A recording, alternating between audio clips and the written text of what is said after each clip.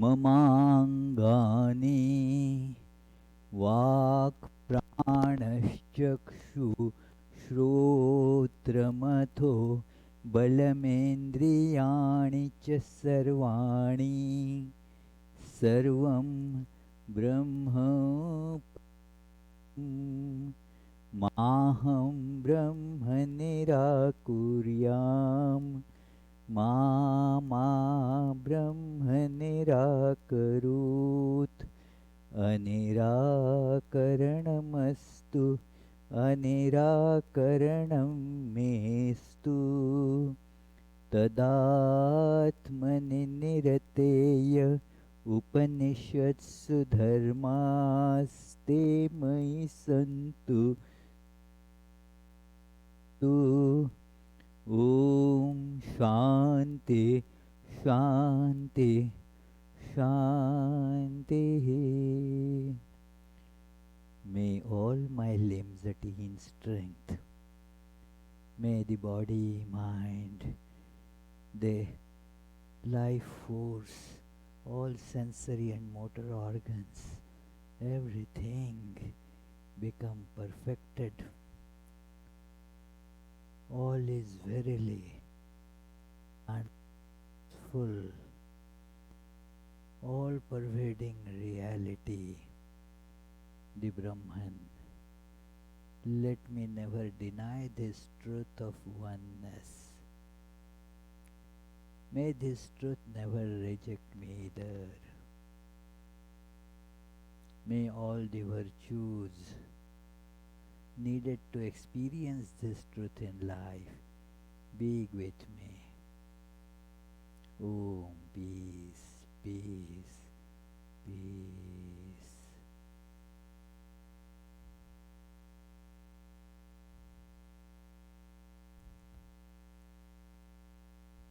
Let us feel this all-pervading reality, the supreme truth.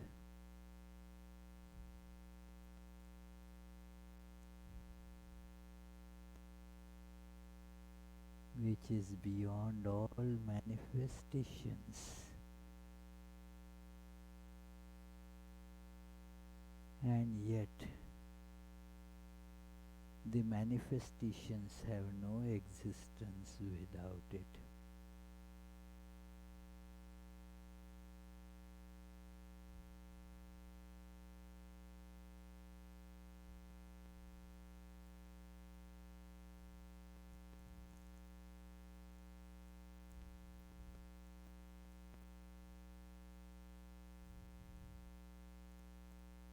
Let us feel the transitoriness, the fleetingness of these manifestations.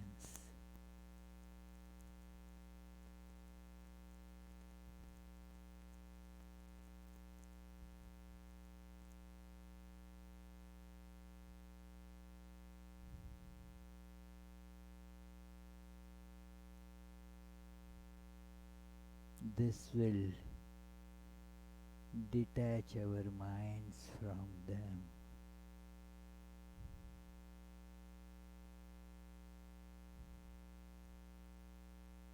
And thus we can see, feel, experience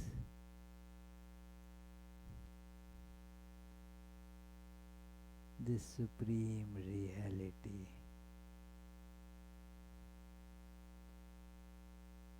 The source of all existence.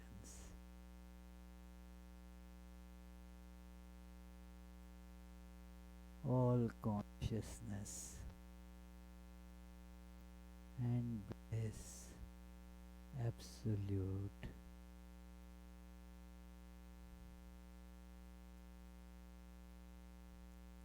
This is the goal of life.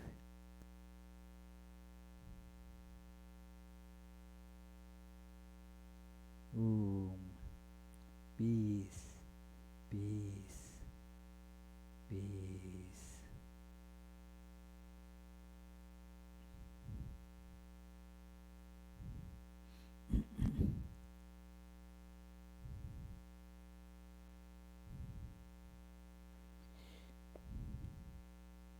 The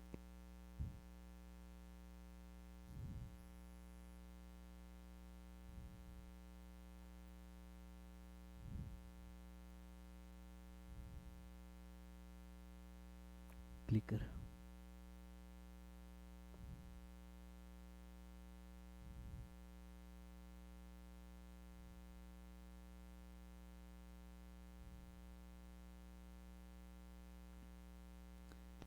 So, dear friends, after some gap,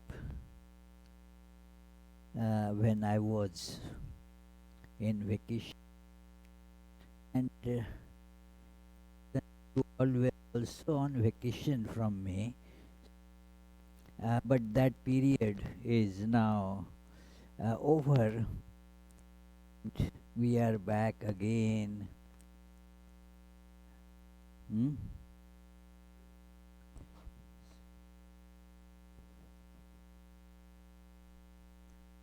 The connection is breaking up. This thing.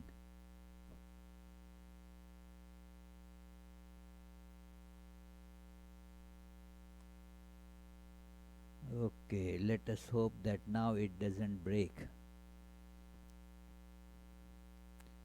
So we shall resume where we had stopped on 6th of March.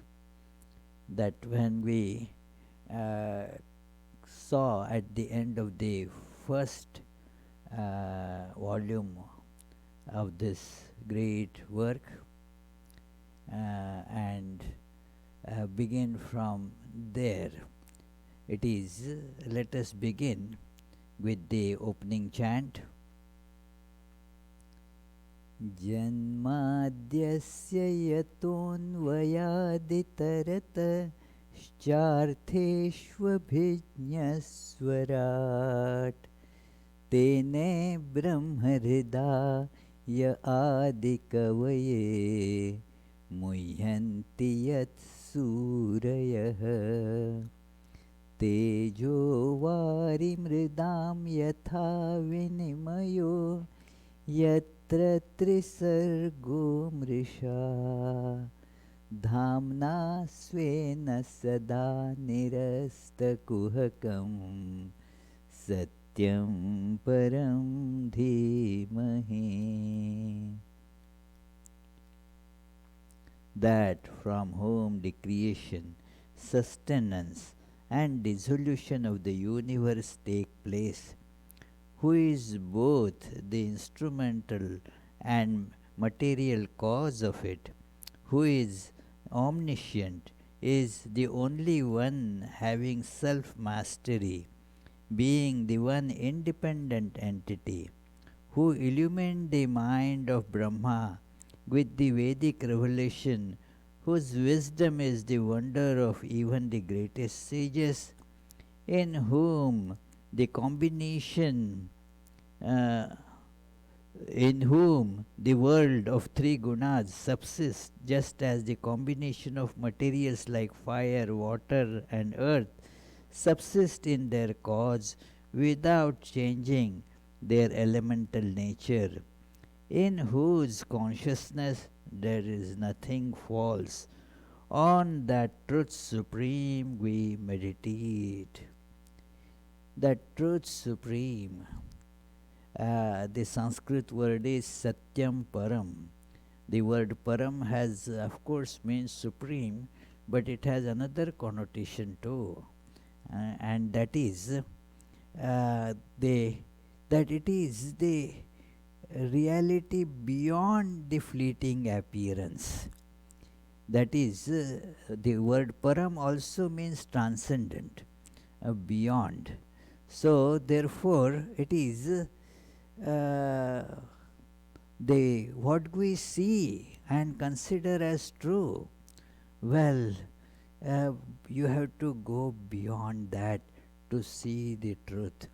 What appears as true here is not really so, and a little experience convinces of us of that here things come and go. Nothing is certain about them. We feel certainty, but then we don't know.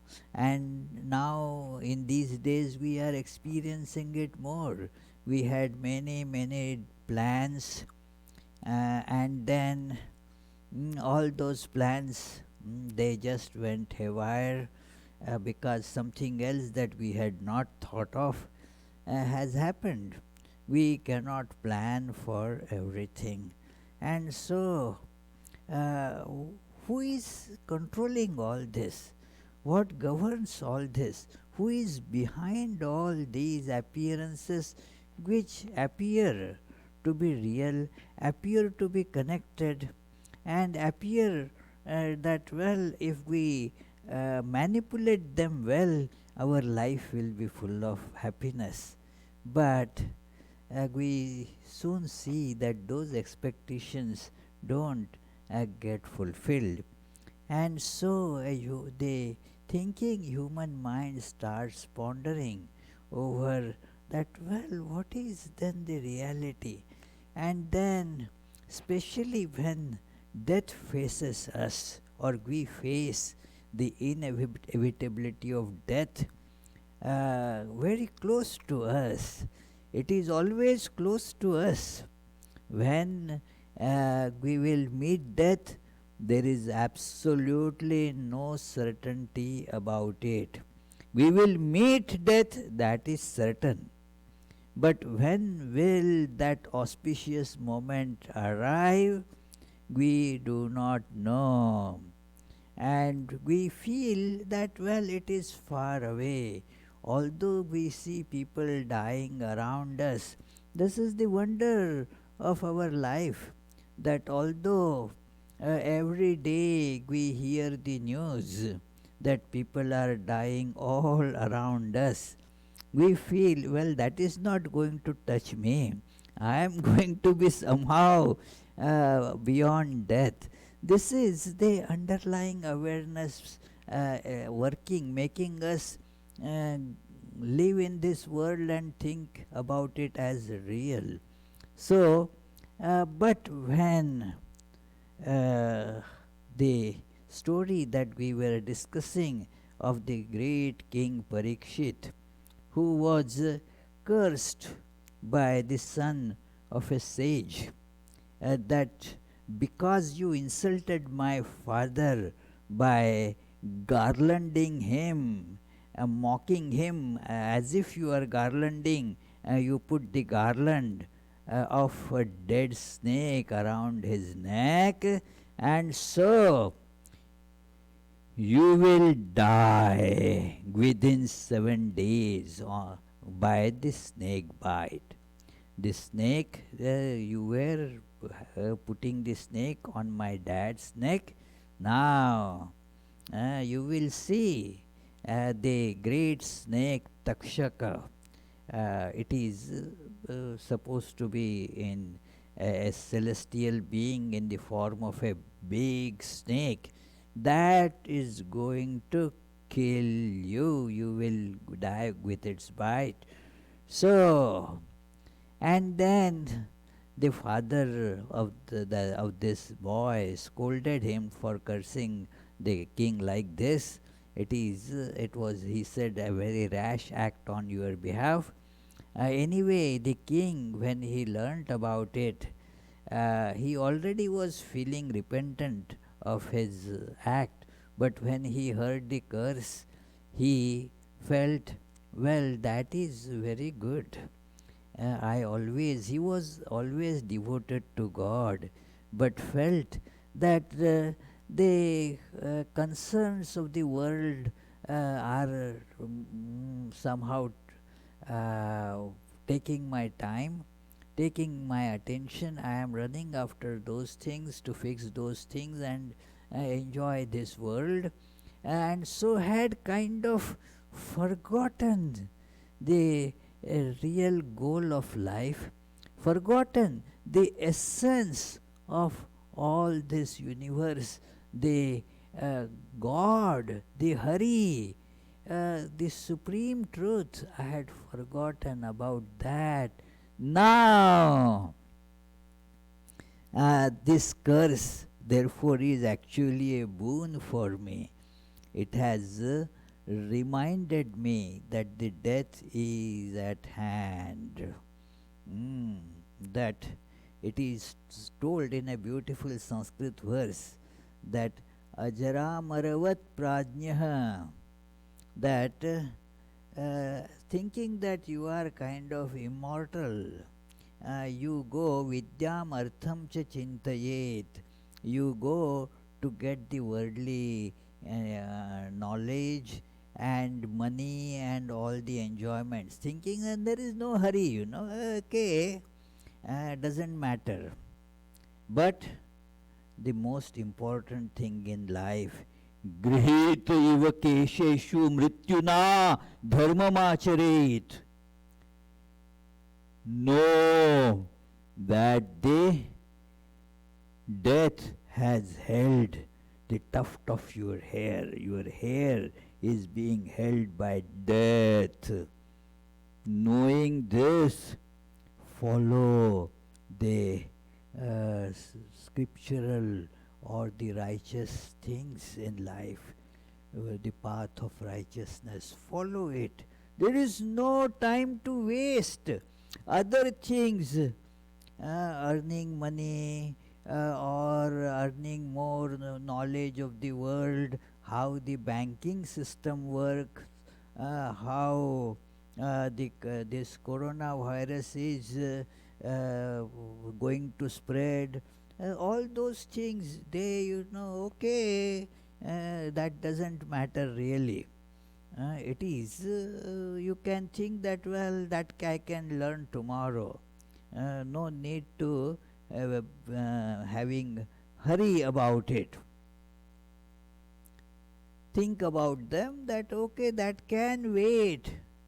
What cannot wait, friends, is knowing this supreme truth, because the life is online. We are on a ship that can wreck any moment. It is knowing this, we should take the life in that direction.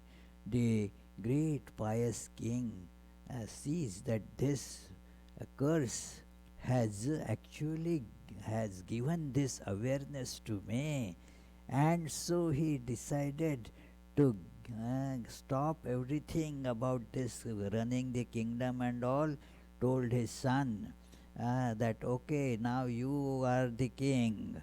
And he then sat on the bank of Ganges and thus now decided to just think of Lord.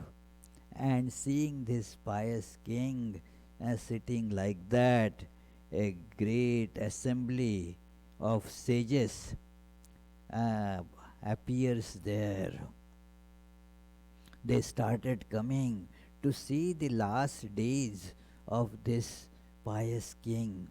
They all assembled, and then amidst them walked the most respected, most revered young sage, Shuka.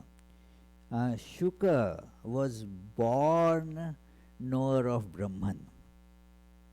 He was born with that knowledge.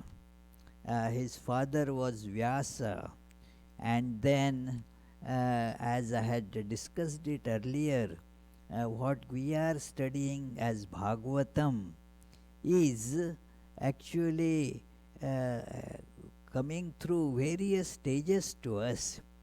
The first was just in gist. Vyasa was informed about by Narada, great sage whose stories will come now later on. Now Narada, he had told Vyasa to write that, and Vyasa thought about it. In his mind, he composed it. That is the first edition. Then the second revised and enlarged edition came when he taught this to his son Shuka, who was a person full of renunciation. Had renunciation means his renunciation was the product not of determination but of knowledge.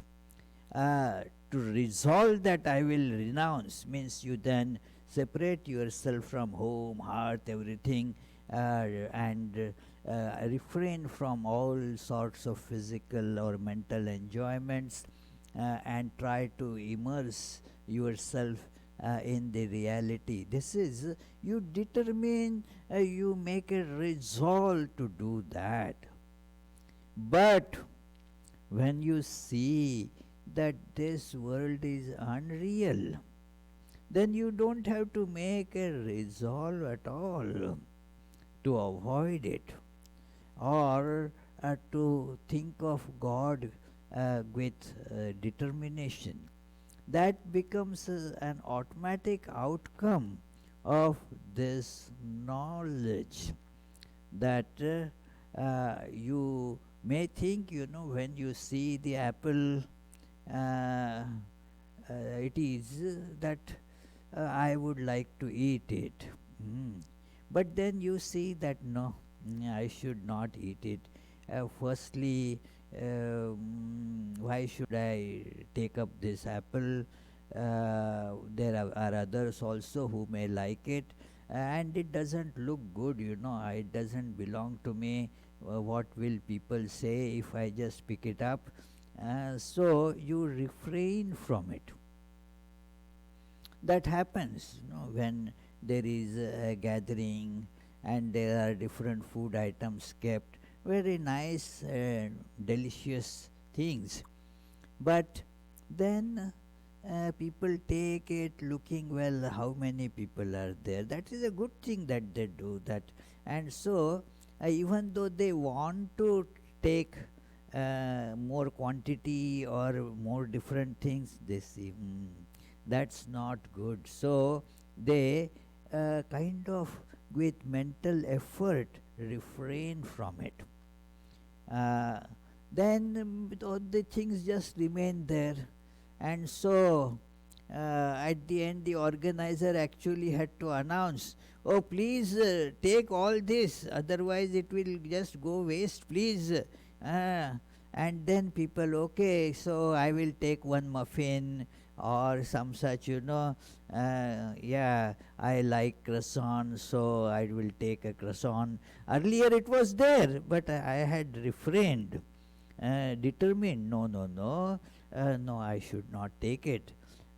But now imagine, think of it, all these delicious food items looking just like them, but are made of clay.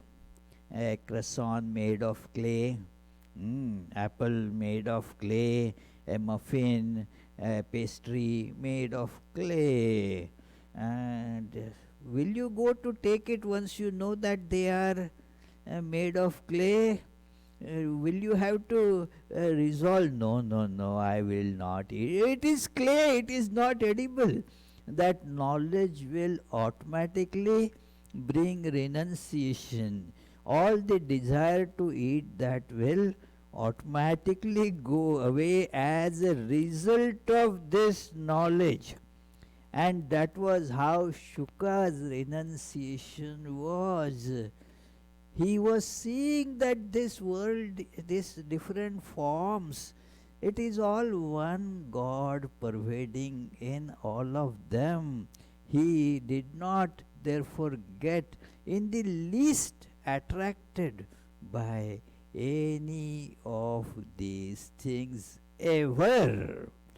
So that was this son Shuka. And this Shuka was told Bhagavatam. And then now this king awaiting death is being told that Bhagavatam in a way that it will now be understandable. It will be given in a way, the level of the taker, the status of the one who is receiving is very important. Like a medication in the form of pill is to be given to somebody who can take in the pill. Now, if a newborn baby is to be given that medication, it will have to be given in different form. You will have to make some kind of a liquid syrup and slowly put it in the mouth of that baby. That is how the same medication can be, is to be given, but according to the way that person can receive. So all cannot receive the knowledge in the same one form. It has to change according to the form, has to change according to the receiver. And so King Parikshit is at a level where this great truth from Bhagavatam is to be described in a different way. And so this is how the Shuka is going to tell it to Parikshit according in the form of, Parikshit asking question, a dialogue. It is this kind of a method that is found in the Greek philosophers' discussions, Plato, this answering the questions. So it is it is Socrates who gets asked the questions, and then Socrates replies, and so forth. So this is how the knowledge dawns there, the question answer format. So here also you will find Parikshit answers the questions. But then that is not directly coming to us because we are not even at the level of Parikshit. We have to imagine that level. Are we really aware that we are going to die next moment? We are not. Even though that may happen. The breath that is going in may not even get the chance to come out. People die. Don't think that I am just very young or death is far away. Nobody should think like that. The death sometimes comes to the very, even some die right in the womb of the mother. They do not even get to see with their eyes this world. Some die as little babies. Some die as children. And some, at a ripe old age. And some, become, centenarians. Some want to die because the life is so painful, yet cannot die. So we do not know when this blessed death is coming to us. So therefore, we are not at the level of Parikshit also. So it has to be given to us in a still different form suitable to us.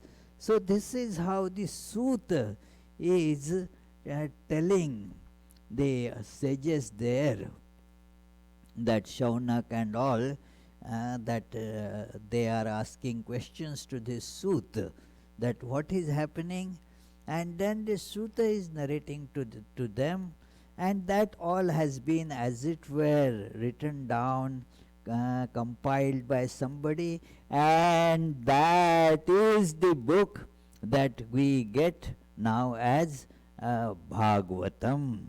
So many transitions have come, at the where the electricity is actually manufactured, it is at different voltage. But that cannot directly be fed to different places. It is not suitable. It has to be brought down. The voltage has to be brought down to various levels as per the need of that place, need and capability of that place to handle it. So, uh, similarly, that story is to be brought to our level so that we have a chance to take out the nuggets of truth from there. That will, the story should be engaging. It is, all stories are not engaging to everybody, but this Bhagavatam therefore presents lot of very engaging stories. So it is through these engaging stories we need to have the skill to extract the truth. Otherwise we will have the stories but will miss the truth. It is this. It is a mixture of entertainment. Entertainment in the sense, because that is what we fall for, and then once you fall for it, you take it, then the truth also comes to you. Like this syrup, because of its sweet taste, it tastes sweet, so the children don't mind taking it. Oh, wow, the taste nice, sweet. But through that, the medication also goes in. So this is how this whole idea is. Now this Parikshit therefore is shown that is very, very happy to see the sage Shuka. And then there we actually had stopped last time, the question that Parikshit has asked to sage Shuka. That what the questions, we did not discuss the question, but we just hinted that here now Parikshit will be asking the question, and then the first volume as it were ends with that question, and second volume begins with the answering of the sage Shuka. So this is, what did Parikshit ask? Let us now ponder over it.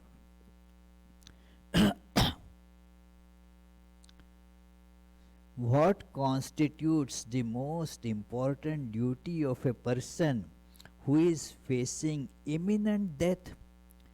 What should he hear about and meditate upon, and what he should not do? I am just condensing that whole few verses that Parikshit actually said, but the substance is this, that what this person should concentrate on, what should he meditate upon, and what he should not do, do's and don't do's. Please tell me about that. And he says, don't waste time in other things. Why? Not only that I have very little time, the polite way of saying that, and it is, people say it so nicely, that actually they don't have time to talk to me, but how do they put it? Well, I don't want to waste your time. It is, yeah, Swami, you are very busy, I don't want to waste your time. Actually they are in a hurry, but that doesn't sound polite enough to say I don't have time. Okay, so no, I don't want to waste your time. So it is, our Naomi always says like that, Swami, I don't want to take your time. It is. So, but actually the point is that she is busy and has to do some other things. So it is, but that is how Parikshit also says, that since you do not stay long in one place, I humbly request you to utilize all that time in instructing me. Ah, it is said in the Bhagavatam, it is mentioned that how long you people normally stay unless we try to keep you for a longer time, till the time it takes to milk a cow. Hmm. That is that long this person stays at a place because wants some milk, and somebody says, well, let me just milk the cow and give it to you. So that long this person stays at a place. So that is the traditional way that these itinerant monks and sages they stay at a place. So they now let us see this idea that we are faced with imminent death. Let us try to remember this. This has been narrated to Parikshit, and so we will get it to the extent that we will feel identified with Parikshit, that he is certainly seeing that imminent death. So he gets it. Now, how can we get it? We have to take, imagine, and it is not imagination just of something else, imagining the truth. It is meditation is what imagination directed to truth, that gets called as meditation. Otherwise, it is just fanciful, these daydreaming that is we all the time do. But it is all about unreal things, and that okay, I will now be getting a lottery ticket. I found that, like Sukalyan was telling, found a lottery ticket, somebody, and then he did not even purchase it, found it, and then saw that it is it is fetching him $5 million. So we also start thinking, oh well, this will happen, then I will also get that ticket like that man, and in a second we will be just imagining what am I going to do with those 5 millions and so forth. That is daydreaming about the thoughts moving in all directions towards the worldly things. But now this is the death is imminent. Now there is no time to think of anything else. Mind becomes so concentrated, friends. It is even in ordinary things when we have very, no time to think of anything else. I have to do it right away, right now. It had happened a few times. I'm sure to you also it has happened many times that you have to concentrate and take, get that thing done very fast, very swift. One day I was just told to give a lecture immediately. There wasn't any time. It is so I had to concentrate so much for those 2-3 minutes that I got. I didn't think of anything else, just what matter and how to put it. The whole things around me were as it were just vanished from my awareness. So because that is very important, so you concentrate. Now the death is imminent. What does it mean? We have to understand the meaning of death being imminent. Is that all that we think of importance as we are alive, that all falls from our sight. Its importance is gone. whether I have 1 million in my bank balance or 2 millions. Well, when you are dying, nothing of that is going to be of any importance. It is all those enjoyments that we thought of.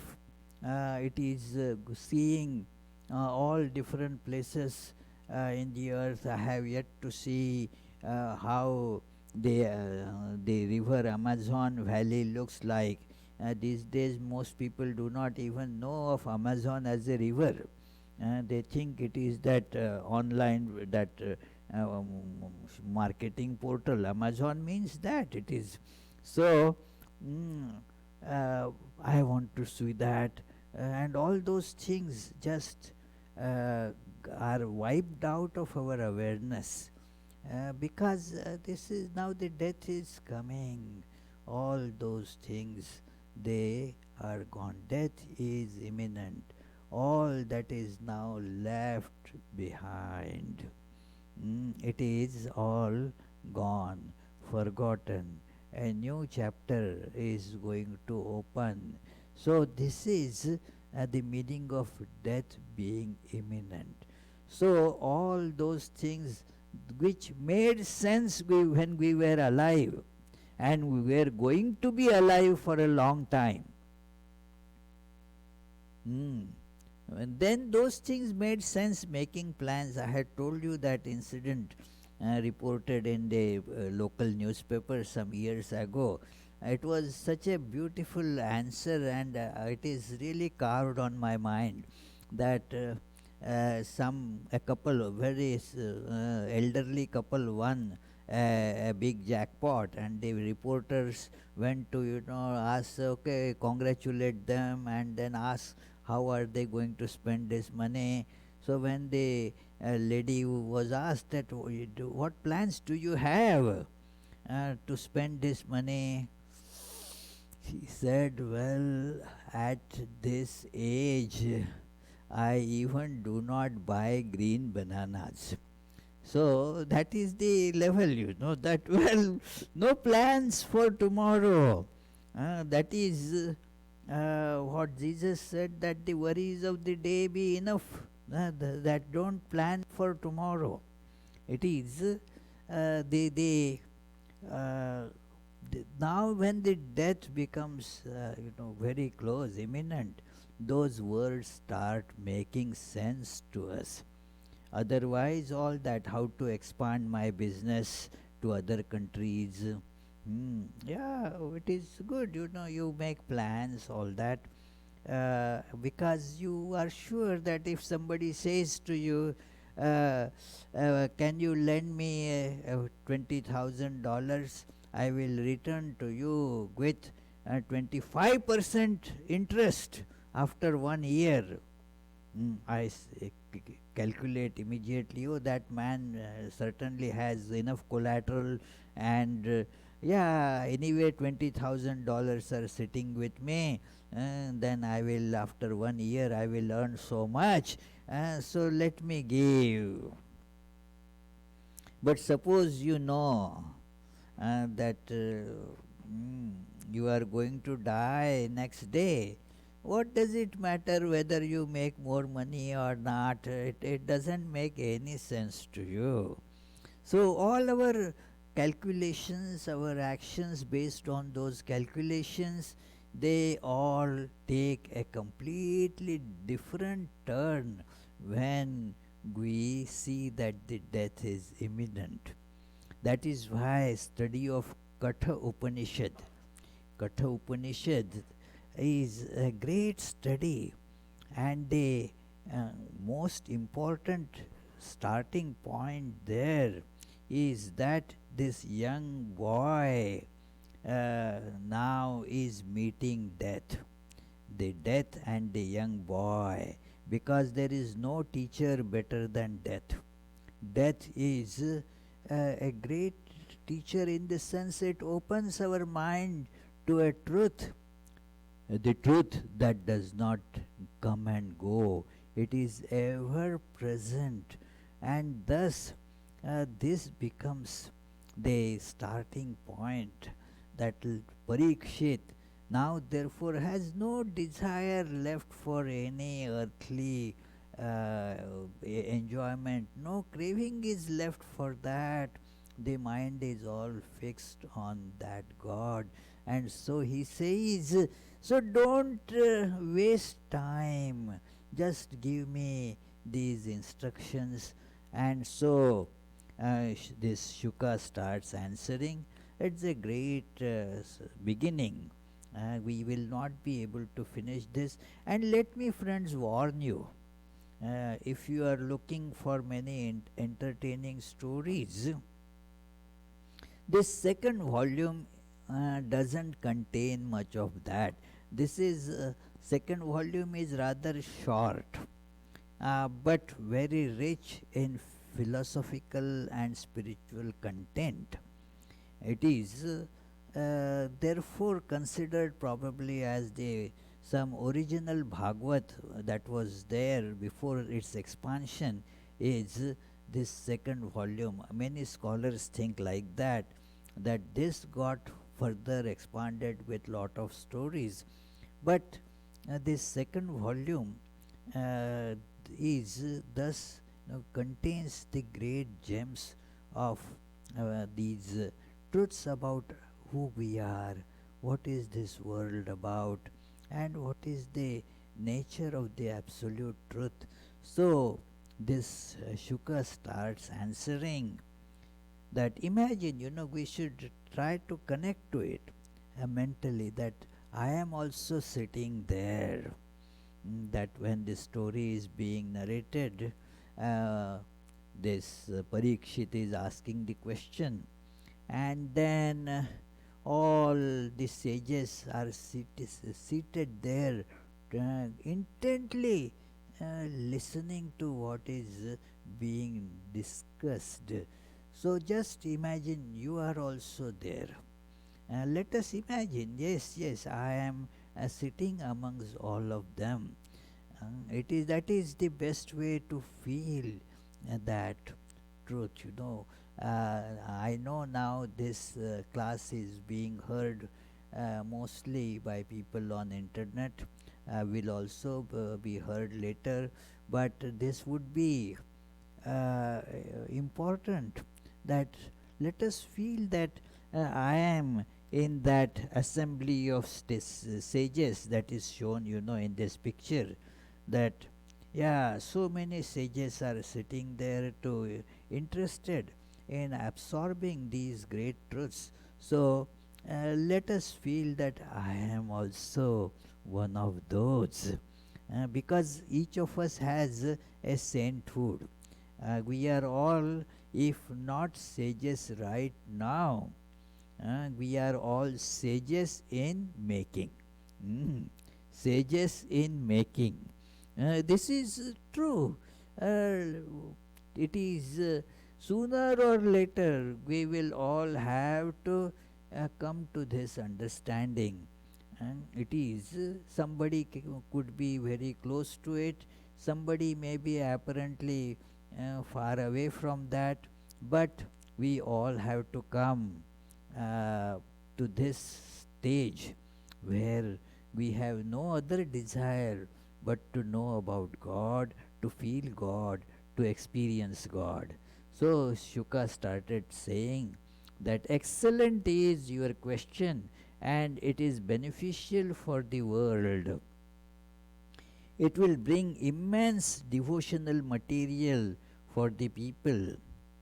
It is, again, I am paraphrasing. There are 3-4 verses that say this, and they are excellent, very beautiful, but for the sake of brevity and bringing just the that truth contained in it, I am telling it as a condensed version, because the verses are so poetic. Even the discussion of the poetry of these words can take lot of time in a very interesting way, but we will not go in that direction. So it is beneficial for the world. the questions of such sages, and they became thus beneficial. Like the Arjuna's question to Krishna, and they have been benefiting millions of people over and over for thousands of years. So, world over in different languages, Bhagavad Gita is translated over 100 languages. You have the translations of Bhagavad Gita, and people read it. Some time back, you might have heard the pastor of our one of the churches here, the Lutheran Church. So she was giving lecture, a Sunday lecture here, and then she started telling that Bhagavad Gita. Just took it to read for my for the world religions class at the university, and then now it has become one of my favorite books. So that is how gradually you see that it becomes beneficial to the whole world. Every person seeking the truth will get it.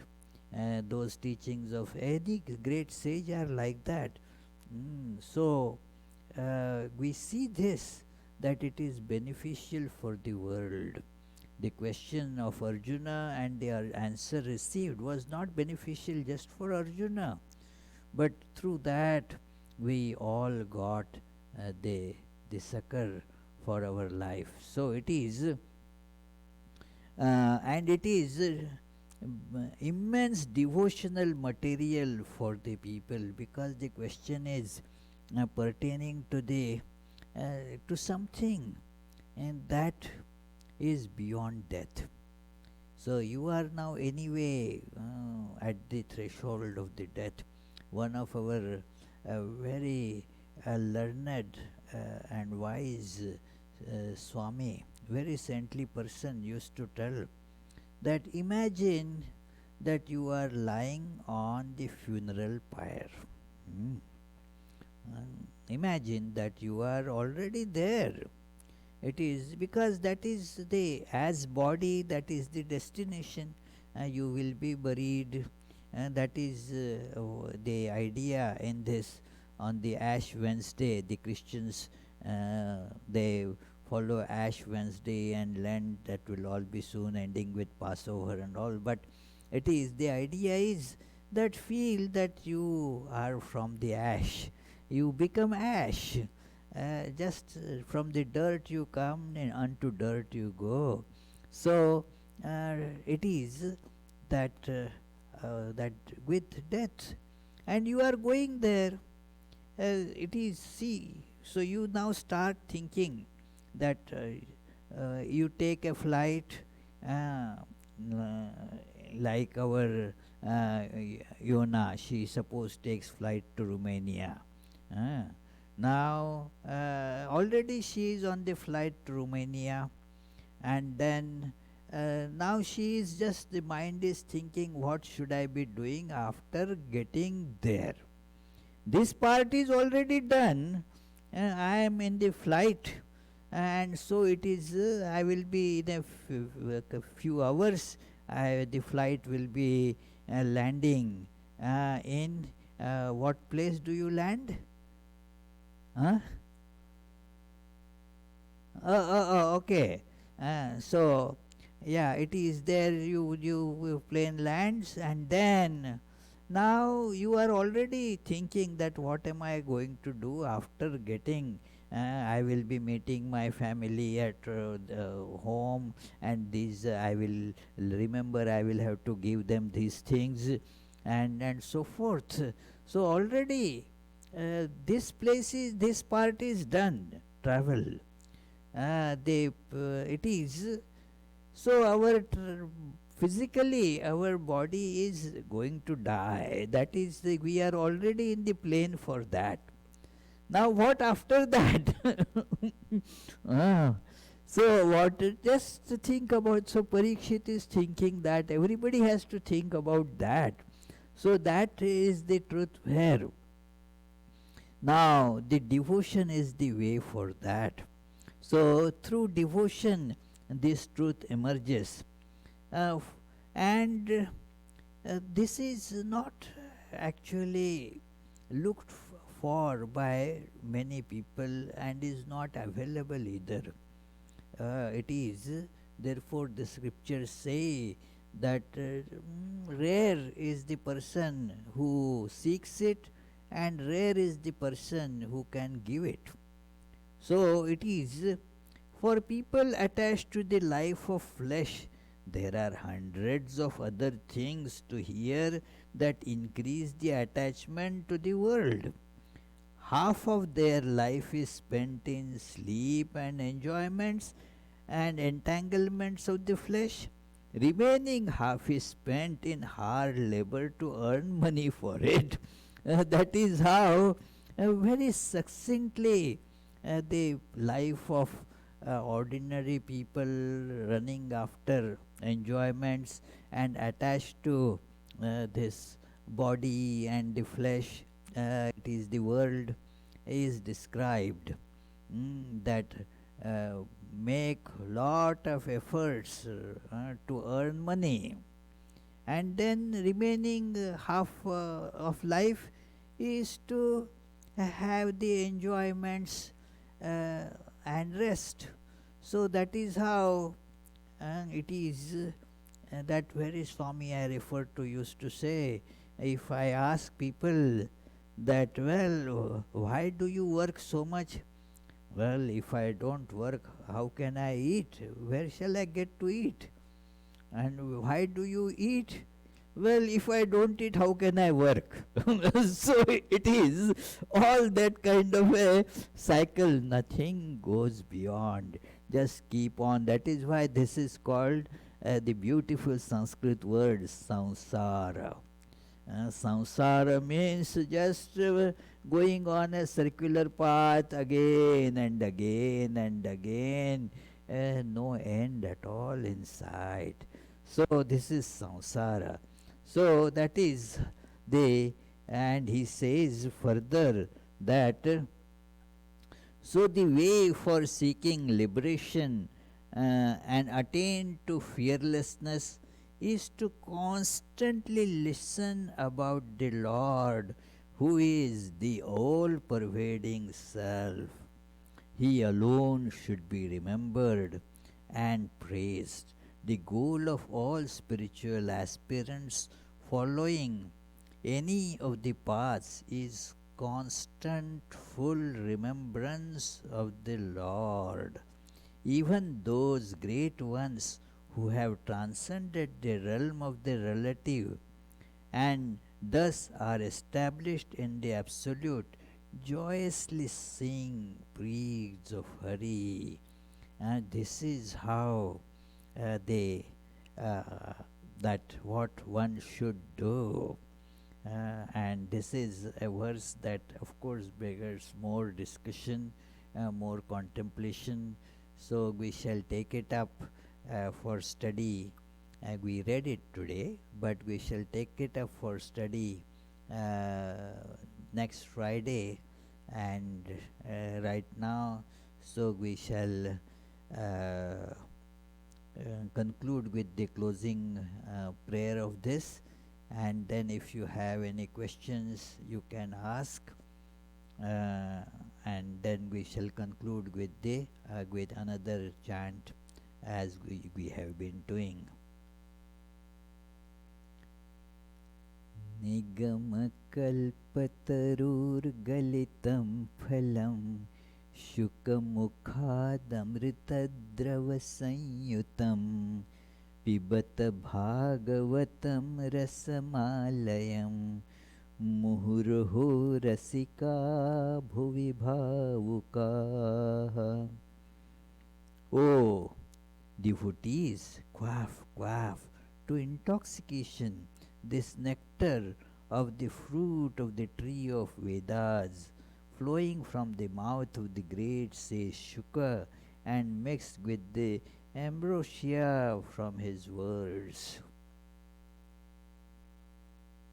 Any question, friends? Yes, please read out. Oh, this is the first the quoting means what the Shuka's the statements. The Parikshit's question was from the last, the end of the first chapter or first this skandha or volume, and the Shuka's answer is actually just the first about 20 verses of the first chapter of the first second volume. Anything else? Oh, okay. Very good. If what God doesn't seem real to me, naturally that is the case with all of us. God doesn't seem real to me. So therefore, one needs to contemplate more on the unreality of what seems real to us. What appears real to us, it should be seen as unreal. It appears, so examine it. The point is, examine what appears to be real, and then we will see that it is not real. I had narrated an experience here that in the winter time, it was my first winter in America, and so I had never seen that kind of ice. So I had gone to Marshfield, where there was a fish pond, a small little pond, and there were nice fish in that. And I went to see that fish, and then I saw them moving about there in the water, and but I saw they were not probably being fed. Normally there used to be some fish food around there that one can give to them. So I didn't find it there. So I asked our that wonderful devotee who used to take care of the place, this, hey Joe, what happened? You are not feeding that fish. Well, how to feed? It is all ice. No, it is water there. No, it is ice. Oh, I just came from there. I saw it is water. He laughed at me. He didn't, get upset or angry. It is not water. It is ice. Come on, let us examine. Let us examine. I took him. Come on, I'll show you that it is water. And he came with me. He knew, but just to convince me, he came with me. And so we both went there. I said, don't you see water? With a mischievous smile, he said, it looks like water, but it is ice. And then I took a stick and hit on it. It is ice. It is not water. So the method is, whatever we see as real, examine it, and we will see that it is a bubble. Nothing is real there. It is all like the children. Big bubbles are brought out. It is just bubble. It shows lot of colors. Nothing. It is big or small. They just vanish into thin air. So similarly, all these names and forms, they vanish. So it is what you think as real. Examine that, and then that will show to be unreal, and thus the underlying reality will be felt. There is other way also, and not that they are mutually exclusive. One can do both ways. That imagine or think of God as the substratum of all. God who is my reality, my self, my innermost self, and meditate on that. So, with these two methods, their combination, we will gradually, now it's a process, friends, so takes some time. So, gradually we shall be seeing that the world that we thought to be real, like the water I thought to be real, is unreal. And the ice that I didn't see is real. That is how this evolution takes place. Yes, Pritish?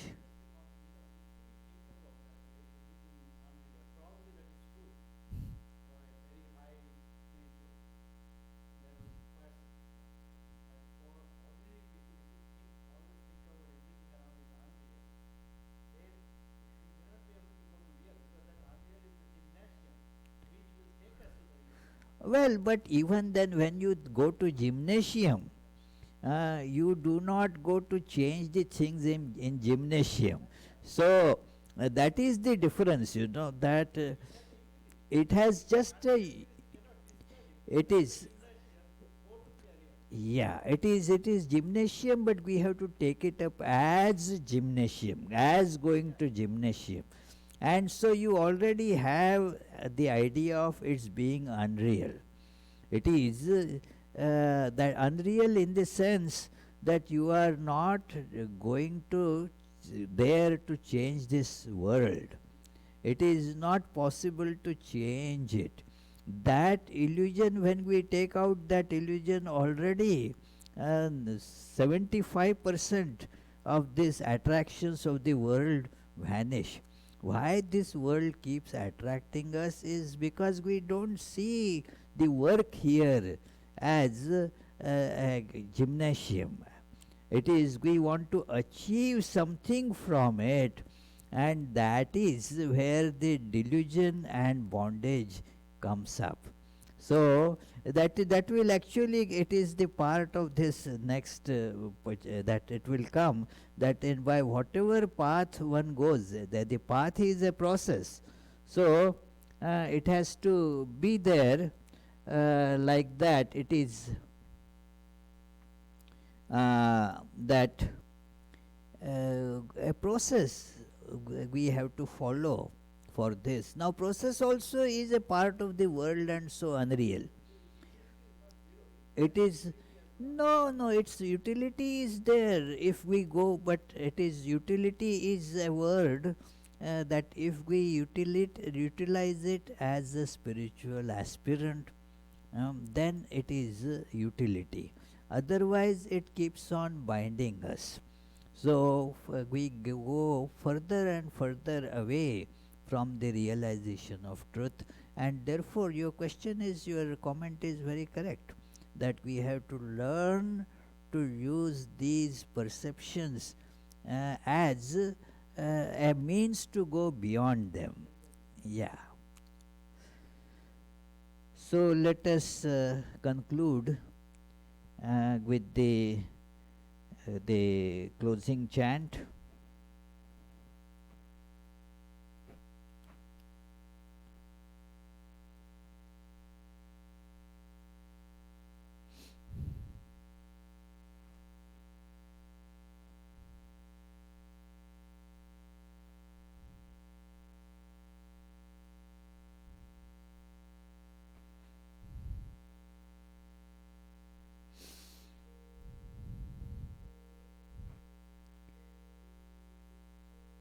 Mukund Madhav Govind बोल, केशव माधव हरि हरि बोल, मुकुंद माधव गोविंद बोल, केशव माधव हरि हरि बोल, हरि हरि बोल, हरि हरि बोल। कृष्ण कृष्ण बोल, कृष्ण कृष्ण बोल। मुकुंद माधव गोविंद बोल, केशव माधव हरि हरि बोल, केशव माधव हरि हरि बोल।